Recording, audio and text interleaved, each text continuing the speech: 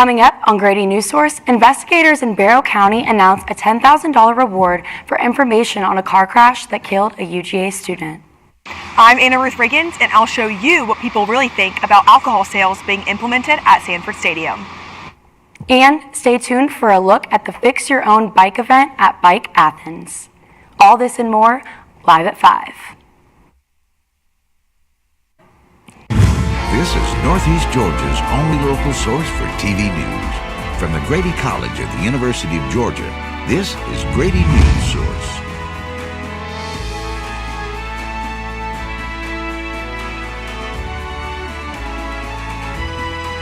Good evening, and thanks for joining us tonight. I'm Molly Langdon.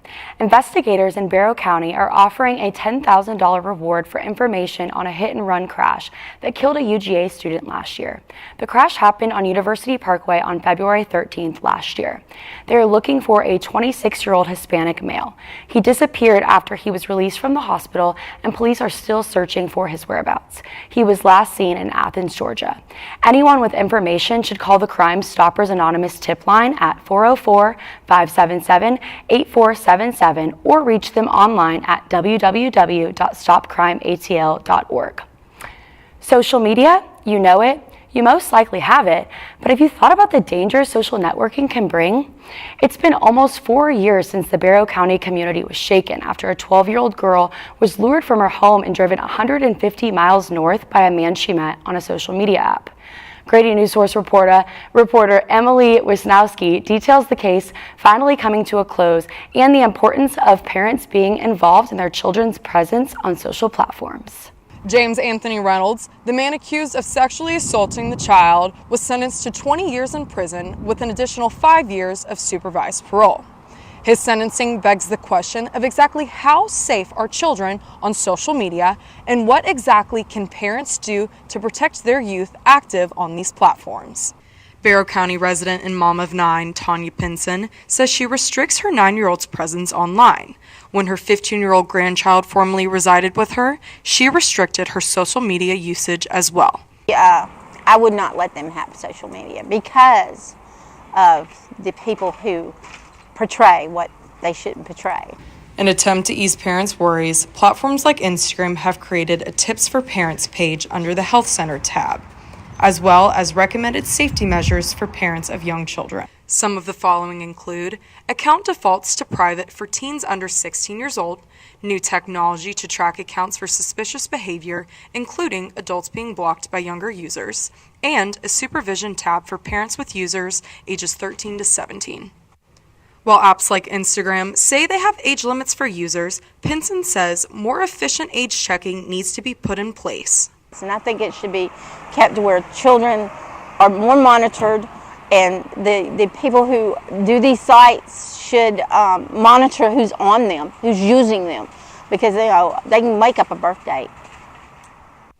Reporting from Barrow County for Grady Newsource, I'm Emily Wisnowski. In an attempt to quicken response times and fight back against today's opioid crisis, Madison County unveils a new quick response vehicle. Grady Newsource reporter Presley Owen shares how this vehicle will make an impact in the county.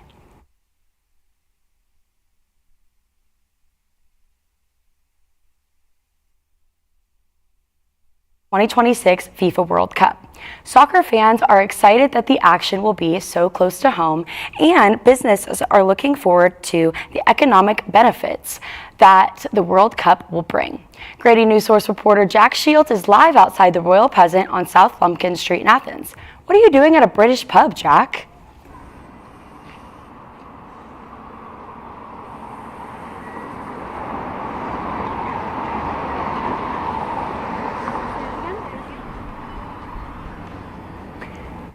Oh, so we don't really know what Jack's doing, but we'll maybe come back to him, and we know that he has some good stuff for us there on that, and we'll maybe come back to that later. So next we have that there were a lot of exciting events last night at the 66th Grammy Awards show. Taylor Swift announced a big surprise after winning her 13th Grammy Award for her Midnights album. Swifties, get ready to enter a new era with the drop of the Tortured Poets Department album coming April 19th. Also, local Atlanta rapper Killer Mike won 3 Grammys for Best Rap Album, Best Rap Song, and Best Rap Performance.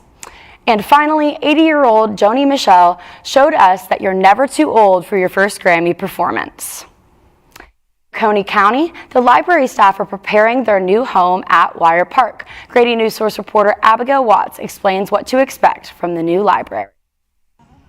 At the new Wire Park location, Oconee Library staff are excited to introduce new technology features, but they will have to wait just a little bit longer for the library's grand opening.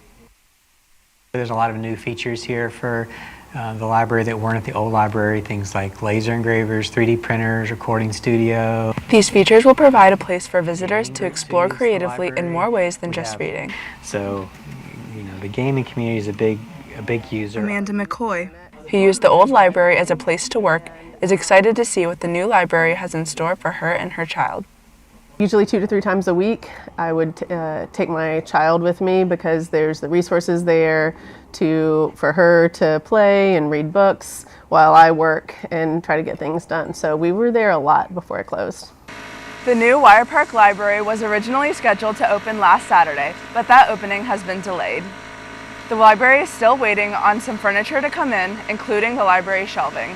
However, Mitchell says that hopefully it will come in next week and the library will be able to open by the end of the month. Meanwhile, Oconee's avid library goers are waiting to have a place to read, work, and explore once again. Do some work while the kids play with. My kid loves the library. She gets so excited when she hears that we're going. It's only beat by the playground. Her excitement is only beat by the playground at ESP. Abigail Watts, Grady Newsource. In recognition of Black History Month, Grady Newsource reporter Carly Ferris reports on the renaming of a local community center after beloved mentor and recreation organizer. Christine W. Howard served the Athens-Clarke community for 36 years, ending her career as a recreation programmer at Rock Springs Park and Community Center in 1999.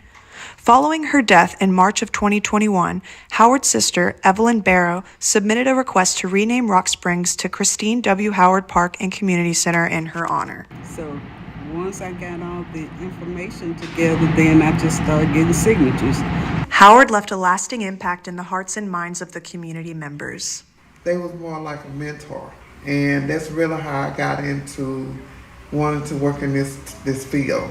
Of more than 95,000 entries on the National Register of Historic Places, only 2% focus on the experience of Black Americans. When we talk about commemorization, the naming of buildings, the naming of streets and roads, it's often national civil rights icons that everyone recognizes and understands. The use of Howard's name exemplifies a step forward in recognizing local Black community leaders, leaving a reminder of her impact for years to come. So we're anticipating somewhere by the time we get signs installed, maybe in July and August, that we'll do a ribbon cutting and a dedication ceremony. Howard graduated from Athens High and Industrial School in 1951 and is remembered as one of the school's greatest female athletes. She went on to mentor several young athletes, including Horace King, who was one of the first 5 African-American football players at the University of Georgia. In Athens, Georgia, for Grady Newsource, I'm Carly Ferris. After the break, Grady Newsource reporter Anna Ruth Riggins gives us reactions to new alcohol sales in Sanford Stadium. During high school, I hung with the wrong crowd and I never graduated. I helped Santiago in many different ways, like all fathers do, because he always wanted to go to college. I felt a little embarrassed to come back to school, but eventually, once I came here, I knew that it's for a bigger goal. He was very dedicated, hardworking. He connected with his teachers, he connected with other students. That was one of the key reasons why he was able to keep forging ahead. It was amazing to see him graduate. This was one thing that meant so much to him, and of course, it meant so much to us too. With the help of my father and having my son, that was all the motivation that I needed. That support is everything. Find free adult education classes near you at finishyourdiploma.org. I think I finally found. Hey, how you doing? Hey, Mason. Hey, Mason. Got a new house. It's looking pretty cool so far.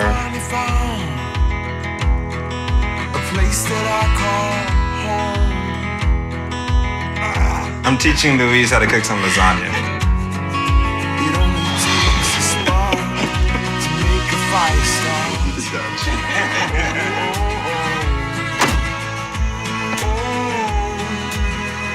Thank you. Study, please.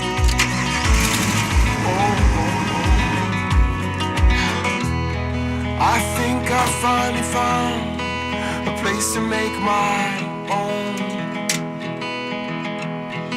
A place that I call home. This place that I call home. Now returning to our FIFA story, we had some technical difficulties, so we couldn't quite hear you, Jack, but we would love to hear more about what's going on at the Royal Peasant. 10 seconds. And if we could get to Jack, just so we could kind of hear more about what he's doing over there with how FIFA has selected. Molly, the World Cup is coming to Atlanta, but there isn't room for everyone inside Mercedes-Benz Stadium. Georgia fans who aren't able to attend the game will be visiting pubs like the one behind me for good food, good beer, and a great environment to watch the game. I had a chance to sit down with Athens resident Susan Jones earlier today to ask what she likes about this British-style pub. It's just like a little family here, so cozy, and you sit down, they know what you want to eat and drink, and it's just fun of it. There's like nothing like it, nothing else in Athens like it. The go-to would be a Tito soda and an order of fries, extra crispy. All matches in Atlanta, including a World Cup semifinal, will take place between June 15th and July 15th, 2026. The Boston Consulting Group estimates that this will generate around $400 million in net economic benefit for the metro Atlanta area. This spells good news for North Georgia's pub scene. The Royal Peasant behind me is one of many sports-focused bars in the area that combine a sports central theme with traditional British and Indian foods. Other pubs throughout the North Georgia area offer their own spin on this style, but all are positioned to reap the economic benefits of tourists from 48 different countries, including different parts of the United States, Spain, and Europe. This is one of many places in Georgia that will be filled with fans come 2024 when the World's Game comes to Atlanta. We'll have more sports news later in the show. Back to you, Molly. Thanks for the update, Jack. Flock cameras in Oconee County have certainly sparked some controversy. Grady Newsource reporter Taft Gant tells us how these cameras are being received from residents. The emergence of flock cameras in Oconee County have received mixed reviews from people around town. Some residents feel that the extra surveillance has been an invasion of their privacy. It could be used for revenue, ticket writing, and stuff like that. The thing about it is, I mean, if they break the law, you got to catch them doing it. You can't just invade everybody's privacy to catch one. However, people like Margot Harvey, who have a full family to look after, appreciate the extra eye. We have 9 kids collectively, my husband and I, so in one little one that will just like take off. So I think that's great, especially for all the sporting events and stuff here. Definitely feel safer if like the kids weren't right next to me and there were cameras, especially going out of the park too. Fortunately for Margot, the cameras aren't going anywhere as Sheriff James Hale plans to install a few more in the next month to get the total up to over 30 cameras in the county. From Grady Newsource, I'm Taft Gant. In the 2024 football season, Sanford Stadium will sell beer and seltzers to fans during the first 3 quarters of home games. Grady Newsource reporter Anna Ruth Riggins has more on what people think about this decision. Big changes are coming to Sanford Stadium for the 2024 football season. Last week, UGA Athletic Director Josh Brooks announced beer and seltzer will now be sold to fans during the first 3 quarters of home games. To start off, obviously, identification is going to be huge. It'll be sold at concession stands. Every time a patron comes to buy alcohol, you can buy 2 at a time. That's it. The Student Government Association at Georgia made this their main goal for the 2023-2024 school year. I think alcohol in the stadium was a taboo topic at first for a lot of people. They maybe felt a little bit uncomfortable with this idea of alcohol sales in the stadium. It started more recently, but our argument was it's happening at Stegman Coliseum, it's happening at Foley Field, it's happening quite literally at every other SEC school. However, some people are still feeling uncomfortable by this decision. I feel like Saturdays are already tumultuous enough with people's attitudes and temperaments, and I think adding alcohol on top of the alcohol they've already consumed is just going to grow an issue, and there's going to be a ton of problems in the stands where there's going to be families, children, and you just don't want all of that continuing from outside the stadium on inside the stadium throughout the game. Some alcohol sales have been allowed at Sanford in past seasons, but only in the premium seating. Alcohol has been sold at other UGA sporting events, starting with basketball in 2021, with baseball, softball, and tennis in the years following. This is a push to put students first. This is a push to hopefully boost overall safety. For Grady Newsource, I'm Anna Ruth Riggins. Forsyth County Commissioners approved a motion to continue working with the developers of a new arena complex in South Forsyth, but only if the developers secure an NHL team to make the arena its new home. The proposed arena is an over $2 billion project. The county would contribute a $390 million to the arena and parking deck. After the break, we'll continue with our sports coverage with a look into some of the games you can find this week. People do some pretty cool things in their 40s and 50s. Why should saving for retirement be any different? I mean, they go back to college, learn new instruments, start skateboarding. Okay, maybe that one's not for everybody, but saving for retirement is. With aceyourretirement.org, you can get on track with your retirement savings no matter your age. Just have a 3-minute chat with Avo, the friendly digital retirement coach from AARP. You'll get personalized recommendations based on your input that are easy to understand and work with your lifestyle. It's quick, easy, and free. Plus, it's sponsored by AARP, so you know they got your back. Woohoo! Gnarly move, Dad. Thanks, sweetie. So wherever you are in your retirement savings journey, head to aceyourretirement.org and start chatting with Avo today. That's aceyourretirement.org.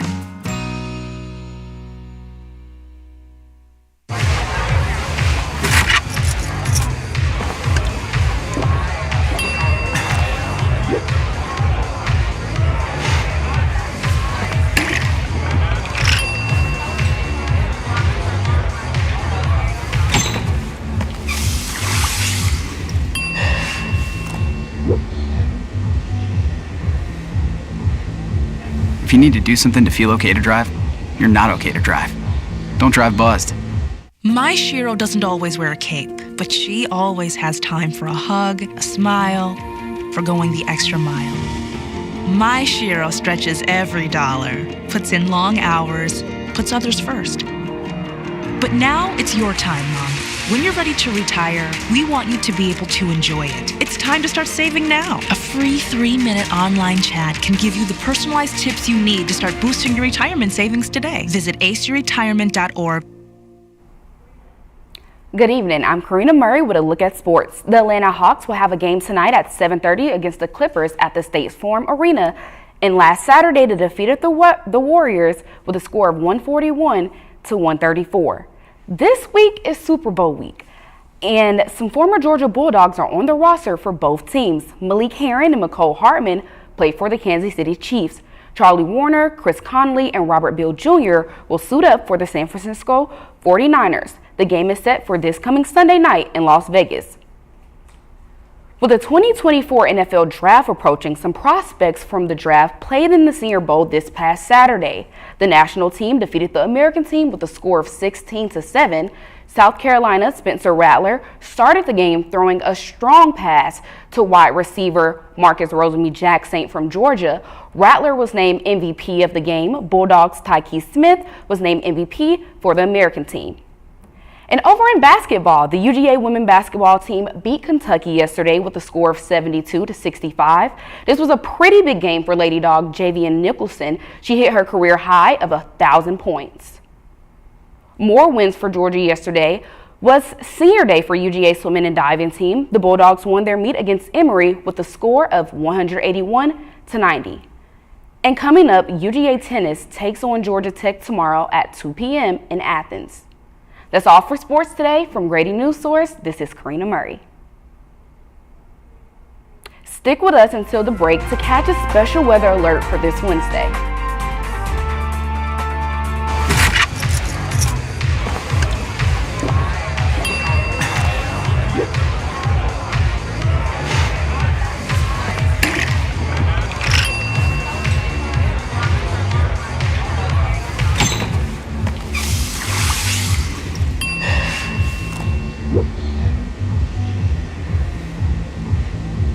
If you need to do something to feel okay to drive, you're not okay to drive. Don't drive buzzed. You're home before sunrise. On top of the house, the kids, and our future. The smell of your cooking is our alarm clock. My Shiro's day is never done. So let's start saving a little more now so we can feel prepared for retirement. A free 3-minute online chat can give us the personalized tips we need so we can live our lives to the fullest. Visit aceyourretirement.org. Julie was always a voracious reader. She'd carry 2 novels on an airplane because she'd read one on a 3-4 hour ride. And at some point, I began to notice that she would read a page and couldn't remember what she had just read, and she'd have to go back and read it again. I don't remember much these days after I read, but less does for me and I love it.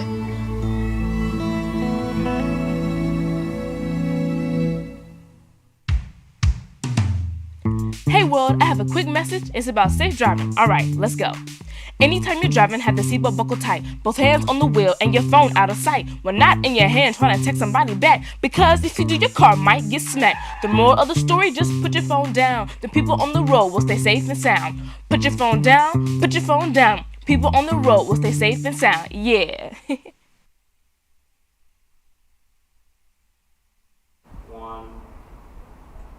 I'm Jessica Moore with your Grady Newsource weather report. This morning started out rainy here in Athens, but some sun finally peeked behind the clouds this afternoon. We had a high of 57 degrees today, and we will see a low of 35 degrees tonight. We also experienced some heavy wind with gusts as high as 15 miles per hour, which may have made today seem a little chillier than it truly was. Temperatures will be similar tomorrow with a high of 60 degrees and a low of 32. That means early Wednesday morning you may see a little bit of frost, so get up a few minutes early to defrost your windshield as needed. Otherwise, it'll be a pretty sunny rest of the day. Temperatures will stay hovering around where they have been this week on Thursday, but as we move into Friday, you may see some showers. There will be a 20% chance of rain after 1 p.m. and a 40% chance of rain after 1 a.m. Today kicks off Severe Weather Preparedness Week. This is a chance to learn about and prepare for the weather dangers that increase during the spring. If you hear a loud, piercing sound this Wednesday morning, don't be alarmed. This Wednesday is all about tornado safety, and the National Weather Service will be issuing a warning message at 9 a.m. This is just a drill, but be aware so you can take proper action. The National Weather Service recommends creating a family emergency plan. A good plan would include getting a kit, making a plan, and being informed of warnings. I'm Jessica Moore, Grady Newsource. After the break, we'll get a look at Bike Athens' first ever Fix Your Own bike event. Last week, Brandon met a girl on a dating app. One day after work, he finally found the courage to ask her out. No answer. He started to panic. Was he being too pushy? Maybe it was too Sorry I didn't respond. I was driving. I would love to go on a date. How does tonight sound? Brandon tried to play it cool, but inside he knew. A girl so smart, so responsible. She must be a keeper. You know, a lot of people say when you're going somewhere, you don't want to look back. But I beg to differ. For her to see her father celebrate his graduation, that's the best feeling in the world. I can't lie and say it was easy. But sometimes you just have to stop everything and take it in. I looked at everything in a different light. I realized it started with me going back and getting my high school diploma. Jordan knows he shouldn't eat this entire bowl of nachos, but tonight he's earned that right because a few hours ago in the middle of happy hour, he recognized a sign, not from the gods or a bolt of lightning, but from a double heart, a kissy face, and a fourth ha in ha ha ha. That's when Jordan knew he was buzzed. So when it was time to go, he got a ride home instead of driving. Be a legend like Jordan. Recognize your buzzed warning signs and get a ride home. Buzz driving is drunk driving. There is a road laid out for me. First night here, but Amy seems cool. Leading down to the river. I am blind, but I need not see. What do you think? I know this road is there for me. If I'm really free, take me down to the river. Welcome back. Governor Brian Kemp, alongside fellow governors in Texas, has expressed support for initiatives in border security after the passage of an immigration bill in Washington. He spoke on CNN this morning and asked for a change. Governor Brian Kemp has conveyed his dissatisfaction with the Biden administration's perceived inaction, asserting that the states are being left to address the issue independently.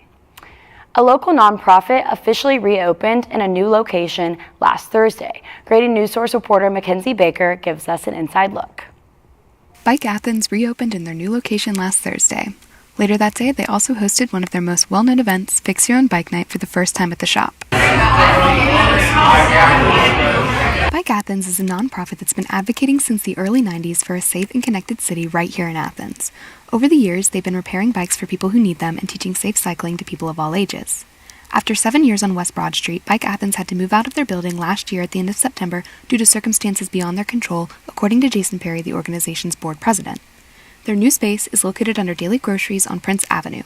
Scott Long, the nonprofit's executive director, points out one of the major renovations they had to complete. We moved into this spot, and we love it here, but when we got here, it didn't have a bathroom, so we weren't able to be officially open to the public. The nonprofit's first Fix Your Own Bike Night since last year drew in a crowd of people wanting to check out the shop's new look.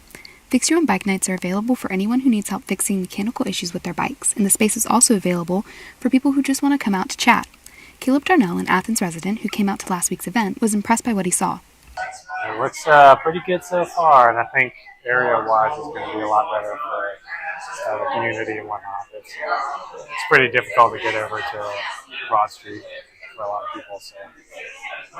Now that Bike Athens is open for operation, they can get back to hosting more events for community members like bicycling classes. Bike Athens also runs a bike recycling program that provides donated bikes for children and adults in need. With each bike, the nonprofit includes a lock, lights, and a helmet for each bike recipient. From bicycle repairs to education and safety classes, the nonprofit is ready to continue their support of bicyclists in the area from their new location. That's all we have for you tonight. Thanks for joining us for this semester's first live show. Join us back here on Wednesday night and every future Monday and Wednesday night for your local news. I'm Molly Langdon for Grady Newsource. Thanks for tuning in and good night.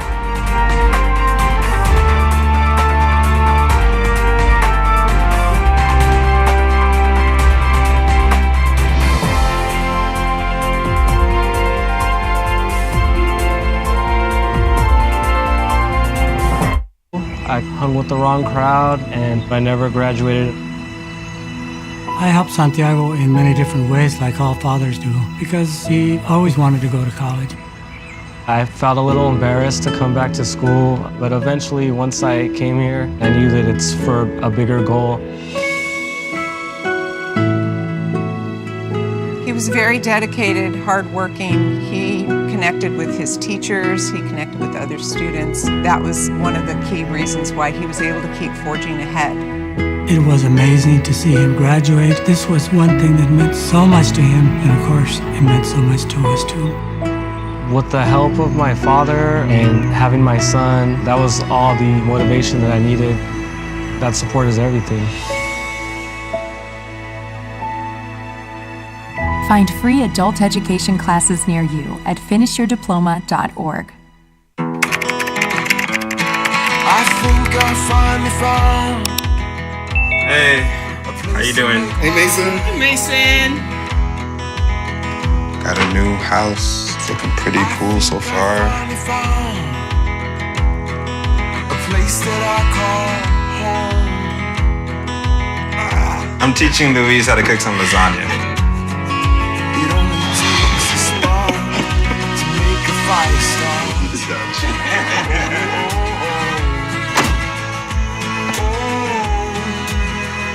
Thank you. Study, please.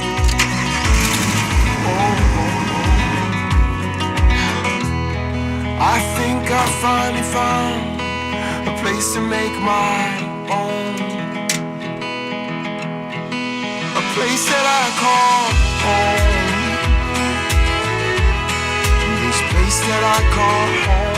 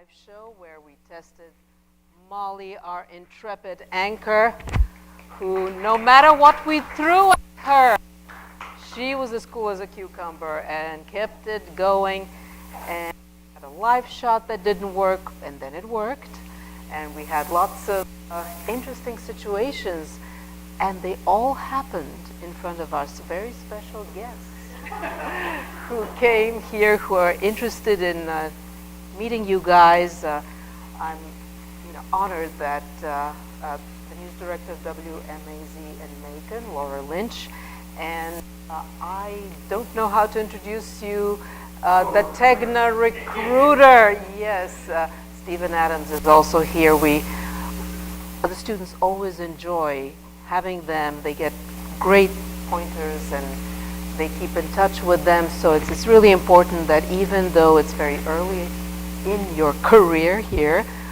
they're here to see you start walking, actually. And probably we'll invite them again, either on Zoom or to come back and see your amazing progress. And before I hand it over to you, I took notes, but I would love for them to hear from you. I want to tell you how impressive they are. They did a mock show on Wednesday, which went so well that we decided that we're going to go live today. And so, of course, there were stories that fell through. Of course, the live show didn't work quite as well.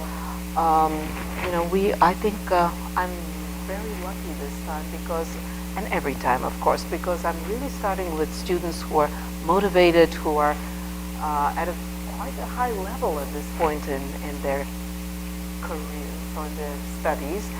But I'm really interested in hearing from you, and they know that if they don't hear back from us, they're wasting their time here, not to take it personally. They need to know what they're doing right and what they can do in a different way. So I'll hand it over to you. I will be taking notes also so that I hold them to the things that you will share with them, as well as my notes to point them in the right direction on their way. So it's all yours. Sure. Well, Professor, thank you so much for having us. We really appreciate it.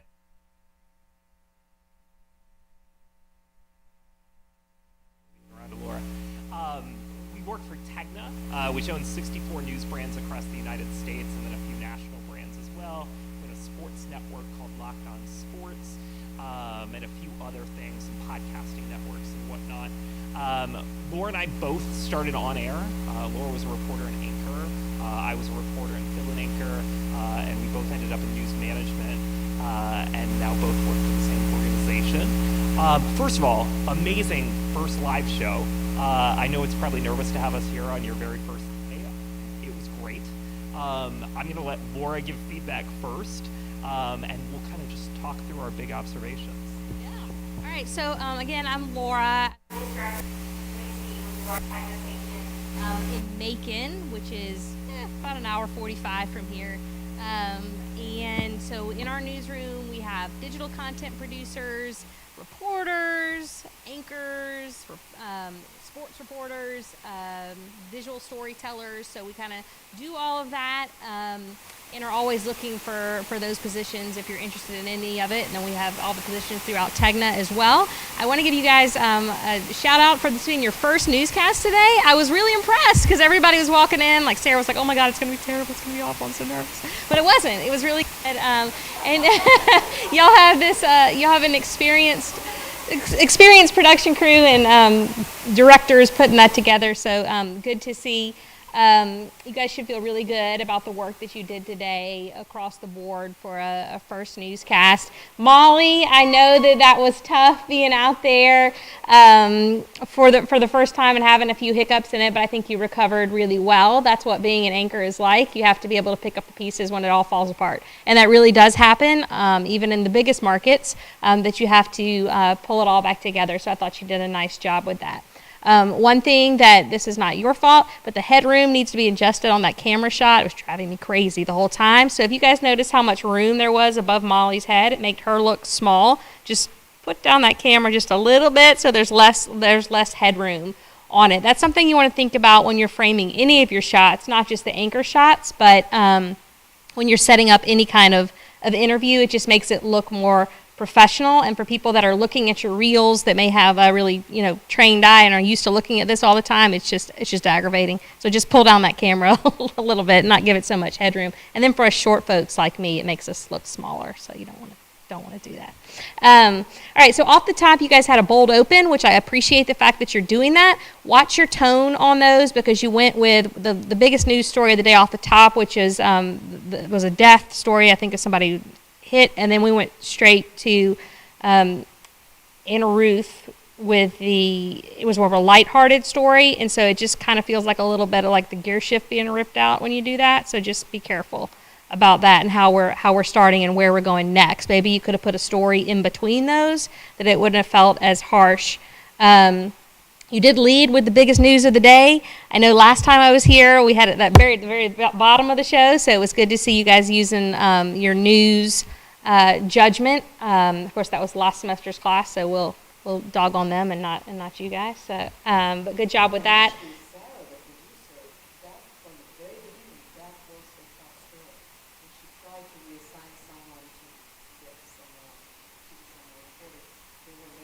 More reporting. She still had it. It was right from the beginning in the morning. When I asked her, what's your lead for today? That's what you wanted. Yeah. Emily did a good job. You had a good presence with your story, your delivery when you were doing your stand-up there at the beginning. I saw a lot of you have good character development, so finding somebody that's relatable in that story, not just an official to tell the story. A couple of the graphics in there were really good, and I could read them, and a couple of them were too small. Just remember when you're going to use a graphics, always use text that people can actually see, so it's an aid to the story rather than something where they're like, what does that say? So just be careful about that. I have to read my own handwriting here. Again, we lost the live shot, and Molly had the good recovery from it. I'm not picking on you. I'm a Newsource grad. I'm a Grady grad. I've done this. I've been where you are, so please don't take this as like negative, but really, really careful on what you're reading, particularly names and making sure that you know how to pronounce them. I think we mispronounced Joni Mitchell, which she's really well known to most folks, particularly my age. So be careful about that because that goes to our trust and our credibility as journalists, and that's what we really want to always make sure that we're hitting on. So just really read those scripts. Watts, who's Watts? Sorry. Okay, yes. So you had the good character development in there. Appreciate that you had a stand-up, and I do want to encourage you guys all to do stand-ups in your stories. There were a couple of them where you didn't have stand-ups, but you guys really need those on-camera reps now. So the much more you can get in front of that camera, show somebody who you are, and it's just going to help you guys build skills for your resume. So even if you're like, this story doesn't need a stand-up, just do it anyway, because you need to do it. So. And I really appreciate, all of you guys use your tripod. That is so great. I've been up here and there have been a few years where it's like an earthquake's happening all over the place, but I didn't see that today. It was beautiful. Thank you very much for using that. Audio, I think particularly on the community park, just be really careful where that audio is coming from. I think it was coming off a Nat mic in that piece a bit, so it was a little muddy. So wear your headphones when you're getting audio so that you know that it's clear. And then there are a couple of notes about jump cuts in here. So that's just something to review on a couple of your packages when we're going to, like we're talking to the person and we see them, they have a soundbite, and the next shot is like them facing this way. There's no way that can happen, and it just looks kind of crazy to the eye. Do you guys still talk about jump cuts in class? Okay. Yes. Dr. Bright, because she is in charge of that. So, but it's not okay on broadcast. Okay. Yes. Talking about, but that's good. So, and then, reflecting what you guys do. Yeah. And then both sides of the story in the beer and alcohol story. Appreciated that we got somebody who was against that happening. Make sure we include alcohol. I don't think we saw any actual beer or alcohol in the story, unless I missed it. Did I miss it? In the Sanford story? Did we see any beer or alcohol actually in the story? The first shot? Okay. So just include that, so to make sure we, looking at it, we can go visually reference that. Okay. And then for sports, I know there's so many of you in here that want to do sports, which is great. But why do you want to do sports? What's sports really about at its heart? Passion. I mean, think about a Saturday in Athens. It's really about about people and excitement and the way people makes you feel something, right? So in every sports report that you do, convey that passion, and just remember that it's not a data dump. It's about getting people excited about a fan base and kind of getting them fired up in what you're doing. You did a good job with it. Just try to incorporate voices and that enthusiasm in all of your sports reporting. All right, and then the bike shot at the end, bike shop story. I'm not sure who did that, but you had some really nice shots in there. Some different ways that you framed it, and I really like that. But you guys should be really proud of what you do. And what you did today, really impressive for our first show. It was very good. Like Laura, first show, sticking really high level. If anybody wants individualized feedback, feel free to stop by and talk to us. We're going to be doing drop-ins from 10 a.m. to 3 p.m. tomorrow. Happy to work with you on a package one-on-one and get into the nitty-gritty. Big picture, the writing has improved in the several semesters we've been coming here. It was punchier, there was more active voice, really addressing the producers in the room, even in those teases. And I agree with Laura on the note about got to be careful on the transitions. But in terms of the writing, I liked where it was going. Molly, I know you're getting a lot of credit, but I just want to give you some more credit here.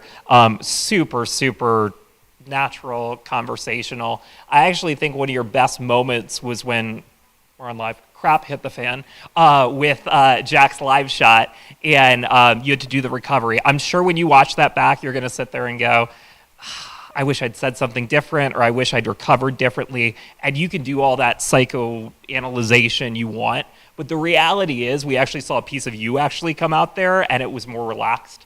And there are things in there that we can talk about one-on-one that you could actually lean into. So don't stress about it. Even when you watch it back and you're like, that's not what I wanted in that moment. It was good. Those are the building blocks of what makes a good anchor. So you should feel really good about today. Overall, big picture, when we're talking about that first story, yes, I agree with having it where it was. Don't take law enforcement's perspective at face value. Don't take anyone's perspective at face value, right? Our job as journalists is to be the fourth estate. It's to speak truth to power, hold people accountable.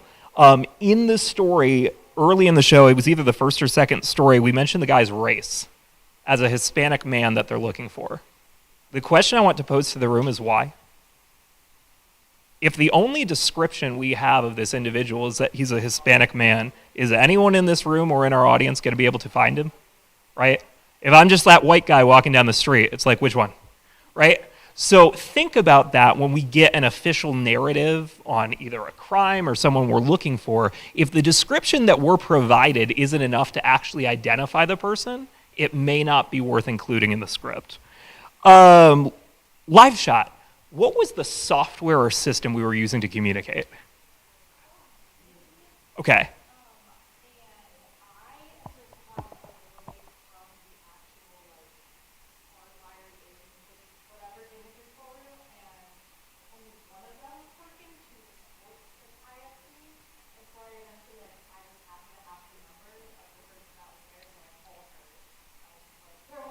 Sure.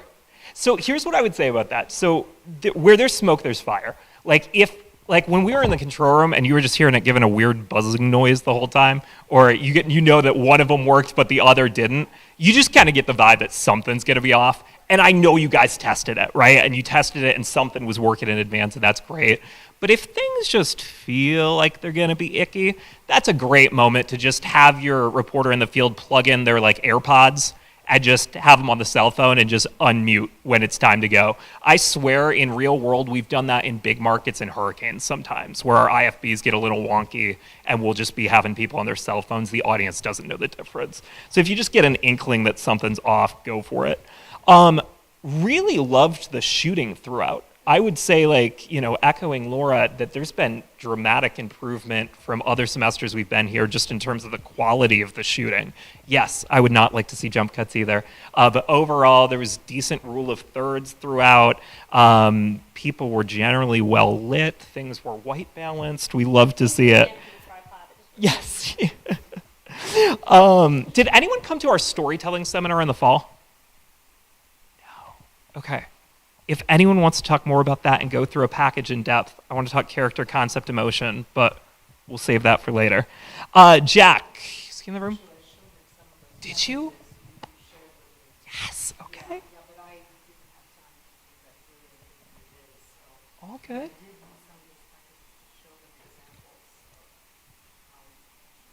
That's fantastic. It shows.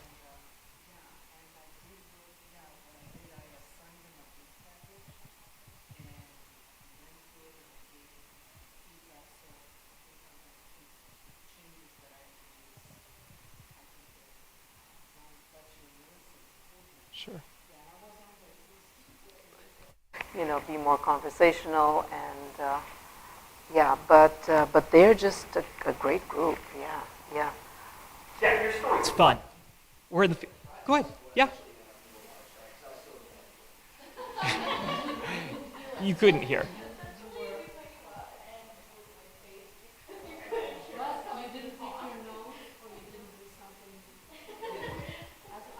Small victory. Always assume you're on the air, and you were not a blooper.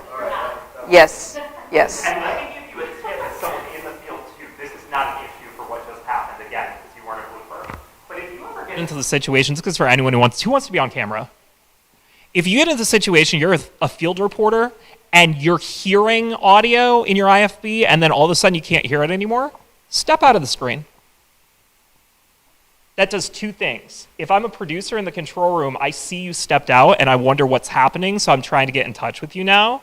But two, that prevents you from ever being a blooper. Good visual cue for the control room that you can't hear what's happening. If I was like a producer and we were 2 stories before you and you couldn't hear program, you couldn't hear the show, and I saw you step out, I'd immediately be calling you to figure out what's up, which then prevents that from happening. But here's my thing. On your actual live shot, when we got to it, it's a fun story. You can have fun.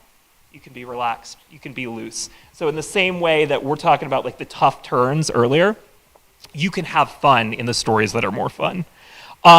Last but not least, Jessica on weather. Hey, good job rolling with the punches. I know we put a graphic full screen over your face, but you know, you went with it, you had fun, you didn't miss a beat, and honestly, that's what this learning experience is all about. I'm gonna have to step outside because we ordered pizza for you, so I'm gonna go grab it. But That's very important, and they have earned it. I was told to use this as well because this one is not working as well. So where are we? Oh, we've got 10 more minutes. Yeah, and Jack, I was going to say you could have, had a little smile. Yeah, but all in all, this was your first live shot ever, so.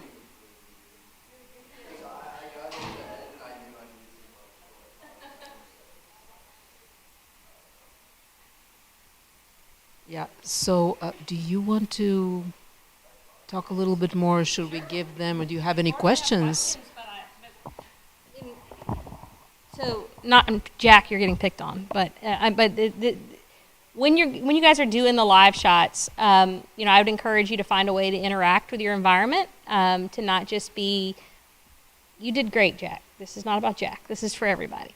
But looking for ways, especially if it's a fun live shot, like outside a bar, like if we're not, one, can we be in the bar? Can we go in and like see the action of what's going on, around, or can we get, closer, maybe where we could see in the window of like what's happening there, because that would be kind of interesting. Or, just if you can reference it, interact, like, why are you there, right? So you always want to, give reference point to why we're in a certain location. I saw you do it when you referenced like a skybox or something.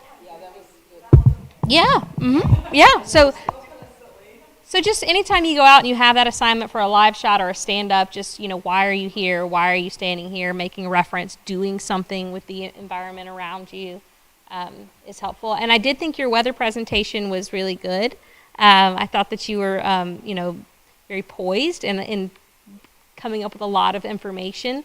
One thing that will help you to anytime that you're talking about a complicated subject like that is to have graphics or something to reference. And I know you haven't taken any graphics classes or anything at this point, but that might be something that, we're talking about Severe Weather Preparedness Week, to, show something on the screen that would kind of outline that and help somebody to follow along with what you're saying, because that's really what meteorologists, that's how they design their graphics. But I know you probably don't want to be a meteorologist, but it is a good exercise in, speaking to what's on screen. So do you guys have questions that we can answer? Yeah.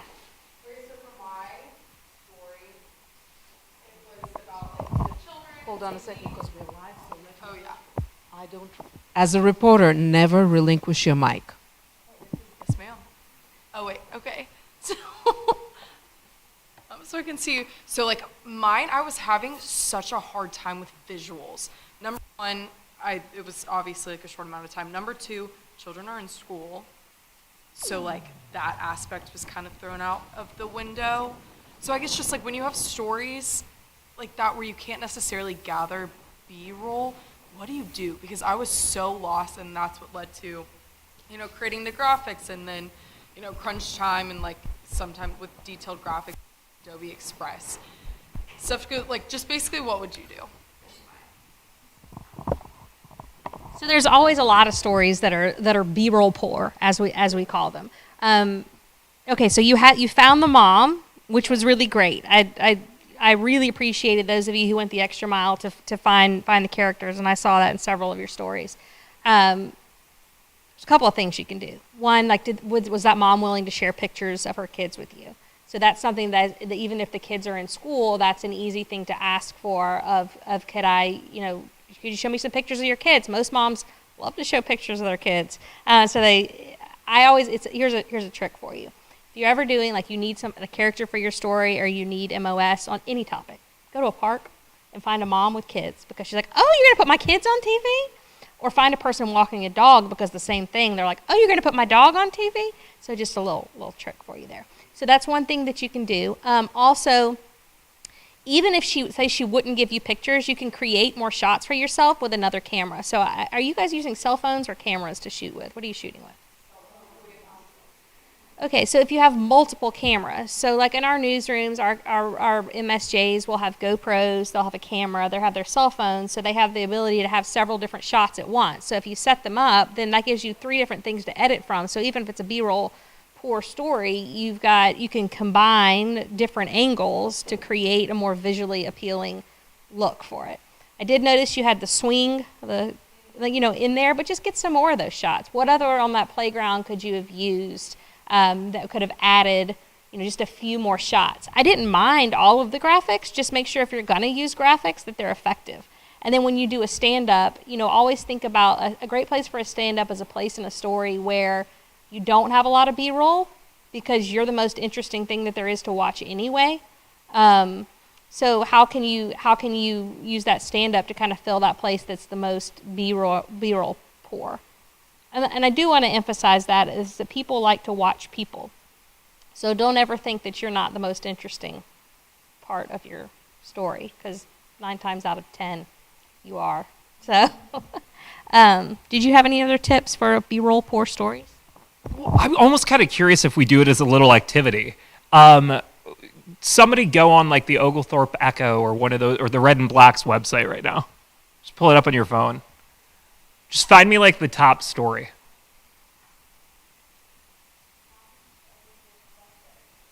Okay, so Athens struggles with bus driver shortage. All right, so let's assume one of you gets assigned to do that. How are we telling that story? Just throw something out. A lot of buses, okay. People waiting at a bus stop. Okay. Let's try to get a character. Who are we going to go get as a character? Keep in mind what Laura said. Bus driver or a parent of a student that goes to school with a bus driver shortage. Where are we going to go get that character?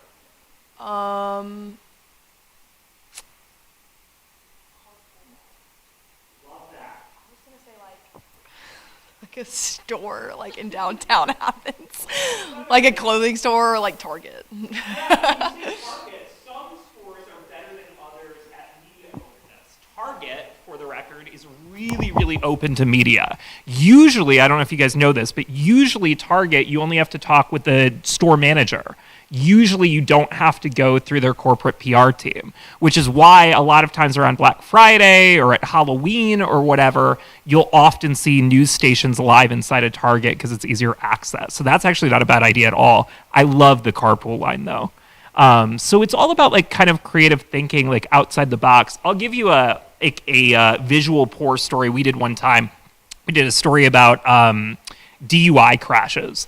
And, there's only like so much you can do with that. I was doing the story in Binghamton, New York, but I was a reporter there. And we set up a bunch of people on a park. Well, what we did first was we printed out the names of victims who had died in crashes in our area from the last couple years. And then we printed them out on a sheet of paper. And we had a bunch of strangers. We went to the mall and we had strangers sit on a bench at the mall and read the names. And we were able to cut it together in terms of all the names, and all of a sudden you have all these different faces that are reading names, which then gives you the emotional tug into a bigger story, right? So this is a story where we didn't really have any visuals, but you were able to create visuals by getting creative with your character development. It's always fun to brainstorm. If you're ever sitting there before you go out on a story, bring it into the room. Like, get 2 of your friends together and be like, hey, here's the story I'm trying to do. Like, what could we come up with together and brainstorm before you walk out the door? Go ahead. Okay, I'm going to ask a quick question before we have to go. I really struggled getting sources today, and then once I got the sources, I struggled to have them answer the questions how I wanted them to. First off, what's your recommendation when you're going up and doing persons on the street interviews to get them to want to do it? And because what I'd realized today, most people didn't want to be on camera, which I was surprised with. And then once you do find those people that do want to be on camera, what's the best way to start off the interview to get them to phrase questions or phrase answers in a way that would help your story? In terms of like asking them to repeat the question, or what have you found have been the best tools to do that? Okay, so I feel like there are two different things to unpack there. I'm going to start with the second one first. So we're never going to coach our people in terms of what to say, right? Even as simple as like rephrase the question, like we're not going to say in our organization. That's not to say that somebody might not do that if they're making like a BuzzFeed video or something, but for like us on the news side, we wouldn't do that. But to your point, it's still an issue, right? It's still something you've got to kind of address. So sometimes your best question might not actually be a question. It might be a statement, right? Like if we're sitting here and I'm like, so what'd you have for breakfast this morning? Ton of protein. Do you see how he responds to that? Right? You create the conversation keeps going when I just said something that wasn't a question. Right? So a lot of those same interpersonal skills that make a good conversation, make a good interview, and you can often get to what you need. For instance, if I ask a question and you respond and then I don't talk, your instinct is to fill the silence, right? So a lot of times your best soundbite happens when I'm quiet. Or let's say you're talking too long, like I do all the time, right? And you're just monologuing and it's not good for the story and it's nothing I'm going to use. My face might change to like RBF or something like that, right? Like I like literally like might like visually kind of give you the cue that I'm not interested, which is going to cause you to stop talking, right? And true. In the same way, like positive reinforcement, right? So if you're saying something that's really profound, I might be nodding like emphatically, which is going to get you to keep saying that, right? So they're little visual things, but they're more psychological than they are like, we would never ask someone to say something. The first part of your question was what? Remind me.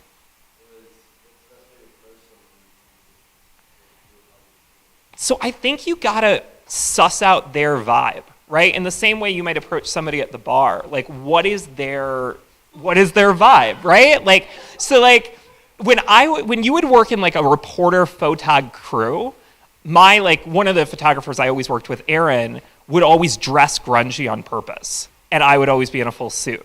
And we knew that one of us was going to resonate with the person we were trying to get. And if like the person started vibing with him, I would shut up, right? And I would let him get this going to get us the interview, right? Conversely, like nowadays when you're mostly shooting on your own as an MSJ, right? It's kind of like feeling them out. So sometimes if they like seem really like cool and whatnot, like I might come up with a ton of energy. If they seem really low key, I might kind of like get into their space a little bit, but in a much more subdued way. So I think like getting them to talk is kind of matching their energy. And sometimes if you're in a big crowd, let's say you're at the state fair or something like that, I just walk up with the camera rolling, right? And start talking to them, right? More times than not in a major group setting, that's going to work. I would just echo what Steven said, like being a chameleon and being able to just read somebody and keep in mind that it's a sales pitch. You kind of have to put on your sales hat as a reporter to get someone to talk to you. How are you going to build their trust quickly?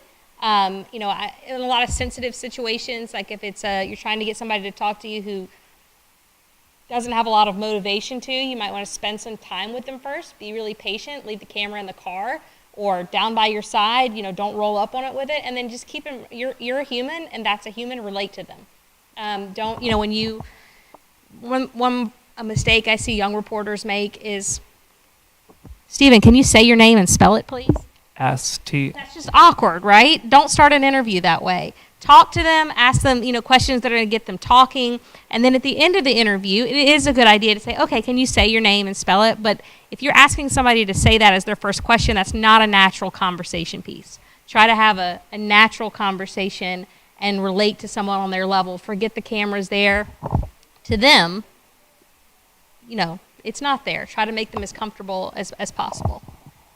And we actually, I think we're off the air at this point, but I wanted to ask you, I don't think we know. Are we off the air? Guys, we're still on? Oh, we're still on, okay. So, 2 more minutes. All right. So I wanted to ask you, you mentioned that your reporters work with a mix of cameras, right? Do you accept some of them have taken photography and they're learning how to use the iPhone and they're learning how to edit? So is it okay for them to show you content on their reel, which is only taken with an iPhone? Yeah. And when they are, would you hire them if they are? Okay. I just wanted to check that for you guys. I'll elaborate on that, though, if you'll allow me to. So 100% yes, the quality of your iPhone video, or if someone's not on an iPhone, is probably even better than the iPhone. But 100%. Amy Gallo, who works for Hearst at NBC2 in Fort Myers right now, was our summer intern a year ago. And honestly, half her reel was shot on my iPhone. And so, because like there was a day that we really wanted to go out and like work with stuff, and like I could spare a photographer for like half the day to work with an intern, but then he had to go do other stuff with our investigative unit, and there was still stuff I wanted to work on with her. So we just took my iPhone in the parking lot and shot a bunch of her demo reel. And most of the stuff that she used came from that day. There are companies out there right now, we're not one of them, but Spectrum shoots almost exclusively on iPhones.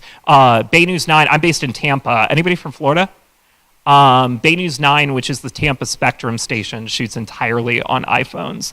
We were watching the Bucks lose to the Lions the other day, and I was out there, and I was just like out with a friend, and we saw Spectrum come by, and NBC Universal had this massive setup, and Spectrum just had a little iPhone, and on TV you couldn't tell the difference.